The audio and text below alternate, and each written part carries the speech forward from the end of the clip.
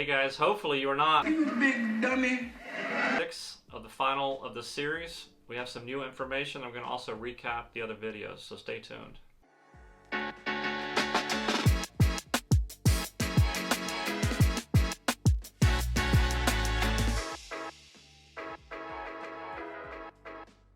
Alright guys, John and Cody here from Nothing But Cardboard. John's at home. He had some wisdom teeth pulled, so next time you see him on a video, he won't be as smart as he was before and a lot more sore. We appreciate you guys watching. Subscribers, we're growing. We're getting close to our goal. We're trying to reach 1,000 by the end of the year. If you're not a subscriber, please click that button. A lot of people watch the video, but they don't subscribe. That's a YouTube thing. We don't understand all the analytics. Again, John's at home. He does that part. Like, comment. If you like this video, anything that we missed, add it in there. So, put on that bell notification too. Because even though this is the last video of this series, we got so much more content. Starting with the PSA graded card reveal this Thursday. Finally get a personal back, so that'll be cool. Yeah, John's got a little skin in that game. But nevertheless, let's dive into some new content before we go into the recap of this 6-part video series.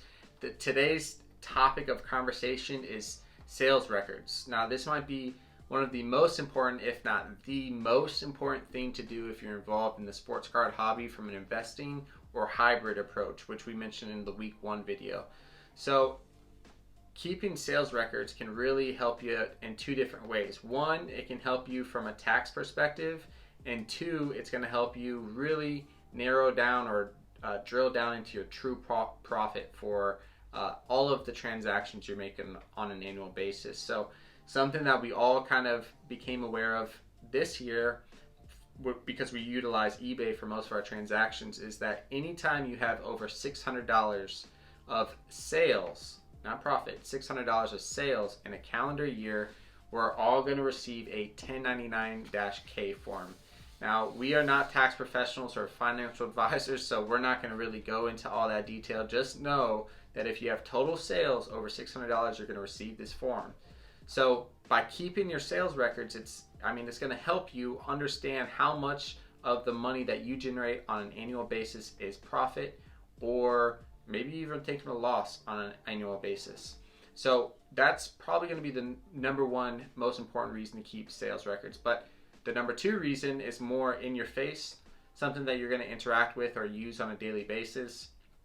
Me personally, is kind of an Excel spreadsheet that you can determine how much money you truly are making on any transaction that you either sell on eBay or another marketplace, or even in person. You can use the same process for that.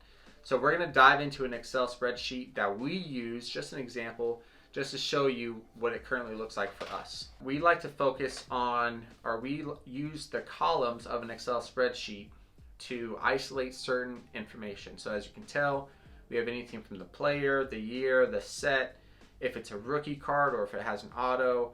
All of these columns can hold the information that you find important. To us, this is the most important information. So on the rows, you're going to find each transaction. So as you can tell on row 2, we have a Jalen Hurts card. In row 3, we have bubble mailers.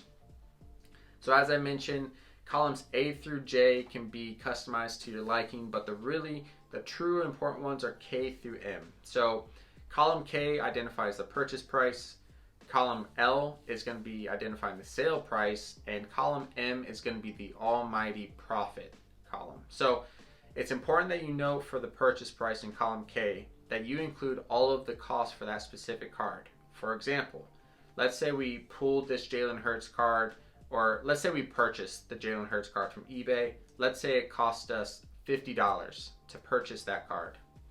Let's say we also purchased it raw, meaning it's not it wasn't graded by SGC, but we sent it to go to get graded at SGC. And let's say it cost us $26.67, not only to get the card graded, but also to ship it to and from. So in totality, we have $76.67 of cost for this specific card. Now, we sell the card, let's say we sell it on eBay, and after the seller fee from eBay, and also after the shipping label was created, we generated $150 from that sale. So it's extremely important that on your sale price on column L, that you do not just put the sale price that would include, or that would exclude, the sale price and shipping label. So be sure, not only in the purchase section, but also in the sales section, that you're accounting for all of the information necessary. So reducing, or going to column M, which is your profit, you would set it up to have your sale price of $150 being reduced or minus by column K, which is $76.67. So in this case, we made $53.83 on this Jalen Hurts card. Now, another thing that we'd like to have visibility into is additional costs, such as ink toner or bubble mailers or packing materials. So in this example, we provided row 3, which is bubble mailers. Let's just say we purchased $20 of bubble mailers. So we threw that under column K of purchase price. Obviously, we're not going to sell these bubble mailers, so it's $0 in sales. And based on that same equation for column M from profit, we realized that we took it was negative $20 from our total profit for the year in order to purchase those bubble mailers. You can see that in row 4, it just shows you the total breakdown of everything, your profit and your cost. So in our opinion, it's extremely important to keep these sale records, because this will tell you if you're really making profit on cards or if you're taking a loss. And again, that will help you with your conversations later with your tax professional at the end of the year. So it's good to have the records so that you can actually keep track. You don't, like you said, you don't make as much money as you think selling cards.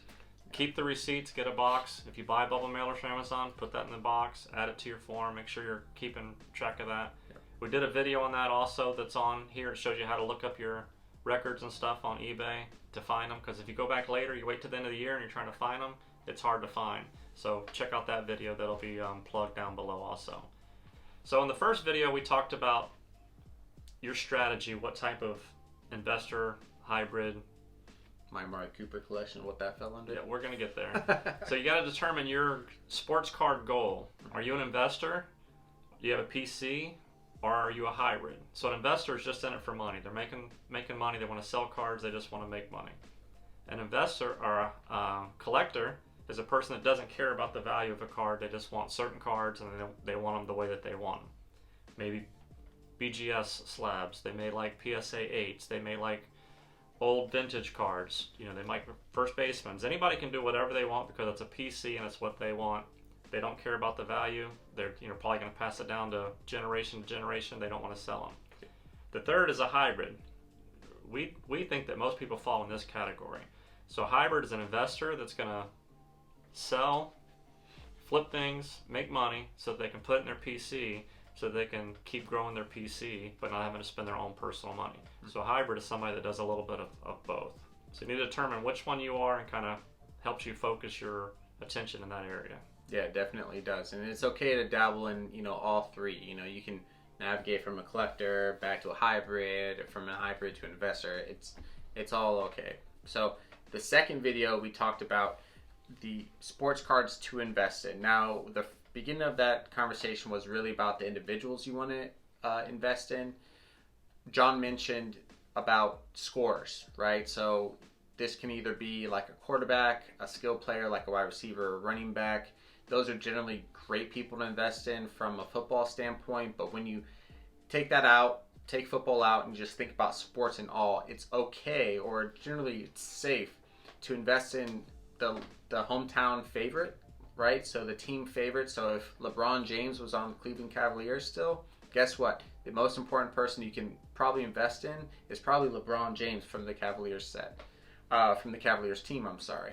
Now that you've really identified the player that you want to invest in, now it's important that you understand card features. Card features, when it comes to a selling point or buying point, can be really advantageous to know. Now, we use Cardboard Connection to check all the checklists that for new products or already released products to understand parallels. Now, in that video, we talk about parallels, autographs, whether they're on card or on stickers, patches, whether they're player worn, game used, or not associated at all. So check out that video, because video 2 had a ton of content that you need video 2 in order to survive in this hobby. I'm telling you, because people make mistakes all the time, not identifying the correct parallel of a card. It may be rare, then they posted it and people are just going to gobble it up and they're going to sell it for 2 to 3x later. So the main topic of that whole video that John really drilled into us was the rarer the card is, the more money it's worth. So not only did he get his wisdom teeth drilled in this week, but he drilled in that concept to us in week 2. I watched that video 4 times for myself because I don't understand how you can have a card number 343 and there's like 10 different cards of that same card. So I learned a lot from that video myself. Yeah, we were actually just talking to one of your old friends, or still a friend, from a long time ago, and he was like, how many parallels are there of a card now? That didn't exist back then. Yeah. Could you imagine set building nowadays? But anyways, video number 3, or week 3, we talked about where to buy the players and cards that you want to invest in. So we mentioned a whole bunch of marketplaces, whether that be eBay, MySlabs, or even at a card show. So we mentioned a lot of information that's very useful and beneficial for you all in that video, but we wanted to pull out 2 things. First, a definition for you, LCS. We hear this term thrown out a lot. It's not a huge term, but we still hear it often, and some people might not know what that means, especially for new people in the hobby, but an LCS essentially means your local card shop. So here in Tampa, we had to drive all the way out to Tarpon Springs to find an LCS, but recently there's been one opened up in Tampa. So just know what LCS means. I'm sorry I went off on a little tangent there. But the second thing that we want to mention that we really didn't go into detail in that video was trade value versus cash value. Now, if you ever go to a card show, or if you ever watch any YouTube videos of a card influencer, you're going to see that they do a lot of transactions or trades with people that don't necessarily involve 100% cash. Now, if you are a vendor, or if you're in this hobby and you're trying to sell cards, the preferred method of payment is cash. So if a card comps at $700 and you just want to move it, maybe you'll take $650 in cash and just get rid of it, right? Cash today is better than cash tomorrow. On the flip side though, you have trade value. So maybe you don't have, maybe I'm a buyer and there's a card that's valued at $700 and I don't have $700. Maybe I have, I don't know, $200 in cash, but I have a couple cards that the guy might be interested in. You may, at the end of the day, trade this guy, you may pay him $200 in cash, and you may give him another maybe $600-700 in trade value because you're transferring the liability or the risk to the seller at that point of the cards that you had in your possession. Now those cards might not be liquid, but they still might be worth some money, so the vendor may accept that deal. But again, since they're taking some risk off your plate, they're going to expect that you bump up that value of the cards that you're trying to trade to them. So be aware that if you're at a card show and you're trying to trade your cards into another one, you may end up trading more value of your cards to get a lower card value. So trade value versus cash value, it's different. So it's not the same. That's cool. Yeah. Week 4 of the video, we talked about to sell raw or to sell graded. In the series, we talked about counting the cost. Is the card worth getting graded? How much is it going to sell for graded compared to raw? And then is it worth getting graded? You have to be able to pre-grade the card to determine if it's worth sending off to a company, waiting, the time and everything involved in it. Yeah. So we did a video on how to pre-grade cards. You can look at that. We're not going to get into that. Jim and John went into depth in that video. Go check it out. It's definitely a value add. So a few different definitions we want to throw out. Raw card. A raw card is just a plain card, not encapsulated, not graded. It's just a raw paper card. Yeah. A graded card is a card within a slab that's been encapsulated by that company that receives a number grade reflecting the quality and condition of that card. Yeah. Now there's multiple card companies. We usually talk about the 4: PSA, BGS, SGC. What are you gonna do? CGC, CGS. They all get confusing. They all have different grading values. So there's a grading scale. That's another definition. Is people are like, what grade is near mint? What grade is gem mint? Each company is different. So you want to go to that company and see how they break it down and what the grades are and what they mean. Yeah. Another important part about getting your card graded with the company is they authenticate the card. They make sure there's a lot of fakes now. A lot of people are cutting cards, trimming them, coloring them. Mm-hmm. The companies look at them and they can tell if something's been done to the card, if it's been changed at all or altered. So it's important when you get it graded, you know that that's an authentic card, it's real, and it has the grade of whatever is on the card. Yeah. So subgrades that they go off of, they determine edges, corners, surface, and the Centering. actual centering of the It's card, front and back. They'll take those 4 grades and they'll give the card an overall grade, and that's how they come up with the grade. Yep.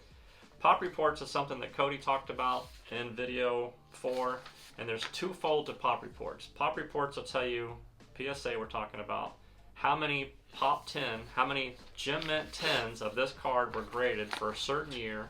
And going back to the parallels, you have to make sure you have the certain parallel and the certain numbers. Yeah. And it'll tell you how many are out there. One thing with PSA, CSG, I don't think SGC and BGS do it yet, but they have barcodes on the back of the card. You can take your cell phone, go to picture, and when you hit that barcode, it's going to bring up their website. Yep. You click on PSA, and it's going to bring up that exact card and the pop report, how many pop reports there are. So it tells you how many cards are out there. Again, rarity determines how valuable the card is. Something else that Cody broke down was how a card may grade based on that year and that card. So you look at that card, there was 400 PSA 9s, but there was 2,000 PSA 10s. That card's going to grade pretty well, so it may help you determine, if you kind of pre-grade it in the middle, it may help you determine, okay, I need to send this card and get it graded because it's got a good chance of grading well. Yeah. So that's pop reports. Week 5 video, we talked about how to sell your cards and where to sell them. Again, there's a bunch of different marketplaces you can sell them. If you have card shows, that's a great place to go, especially like Cody was saying. If you have some slabs that you have in your possession that are worth money, if you sell them on eBay, they're going to hit you with fees. You have to wait to do it. If you go to a card show, you may be able to trade them straight out, or you may get trade value for a card that you've been looking for, so sometimes you can get a little bit more money out of it. So eBay is the place that we focused on. We sell the most stuff there. It's the biggest marketplace. It has the most people, but they charge you money. So we talked about the fees and that, how much that costs, and how to take that out of your profits. Yep. Showed you how to list the cards, how to get them sold. We talked about the importance of great pictures. I can't emphasize this enough. Is get good lighting, good pictures of your card. Make sure that you put the best picture first, because that's a picture that everybody's going to see when they're scrolling through. Yep. And great pictures will help your cards sell for more, and they will sell faster. Yep. So a couple terms we're going to talk about. One of the terms is your feedback on eBay. Feedback's important because it lets other people know that you're a reputable dealer, seller, reputable buyer. If you see somebody with low feedback and they're selling a card, it's kind of hard to trust them. Are they going to pay? Right. Are they going to ship it? Is it going to be what it says? So if you have good feedback, it helps people know, hey, this is a good seller. He's okay to buy from. Liquidity. You hear a lot of people say, this card's liquid, that card's liquid. It just means it's a fast card that can sell quick. It's worth money on the market because it's easy to move and to sell back and forth. Turn it, just buy it, you can sell it same day almost. Comps is another word that we hear. What's the comps? Did you look up comps? Comps is comparing sales for a card to determine the sell price or the value. We showed how to do this in the videos on eBay. Look up sold items. You can see the last couple comps. You can't go on 6 months ago. You have to go on what's going right now for comps. And hype is the next word. So comps sometimes can change. Like our comps right now are low on football cards, but because football season's coming, those comps are going to be going up. So you have to be aware of the comps that you're selling. Season's coming. The next word is hype. Hype is game performance for a player. It could be the start of a season, like football season. That's what we really enjoy and we look forward to. So right now is August, September, football season starting. They're actually playing preseason games now. Yep. Players are doing well in those games. People are looking forward to, okay, my team's going to do good this year. Card value goes up, the hype. If there's ever trade rumors, player gets traded or just rumors, their cards can go up based on the hype of that trade possibly coming. Playoffs, anything that a player does that brings attention to the player can help their cards to go up. Something else that we focus on is what players are going to do after they retire. Like players you see on TV, commercials, broadcasters, whatever, their cards are still going to sell because they are seen a lot on TV. Yep. Shaquille O'Neal, we have a bunch of their cards. He's one of the reasons I got into the sport. He's on TV show. He does a lot of commercials. He's always got videos going viral, so he's still in the media. So his cards are still holding value. So that's something to look forward to, is hype and players that are going to be seen and around in the marketplace. Yeah, and to your point, even with the hype, people that are generally in the limelight after they play, they're probably going to be in the Hall of Fame as well, right? Yeah. So if you can also ride that hype up until that induction, you may be able to sell some cards even then of a retired player. Yeah. But anyways, that was the recap of the last 5 weeks. Obviously, this is video 6, so if you need a recap on this, just go back to the beginning of the video, okay? But this is a 6-part video, a sports card for dummies. We truly hope you are no longer a big dummy and you've enjoyed this content. Be sure to take the advice from John. Go below, leave a comment what you guys like from this video series. If you found this extremely helpful, please like the video, subscribe to the channel, and turn on the bell notification because we have a PSA graded card reveal this Thursday that John has some skin in. And if you haven't seen our graded card reveal from our crossover from last week with the 100% gem mint rate, you have to take a moment to go watch that because that was an absolutely crazy video. But nevertheless, thank you all so much for joining us today, and we'll see you on the next video. Take care, guys.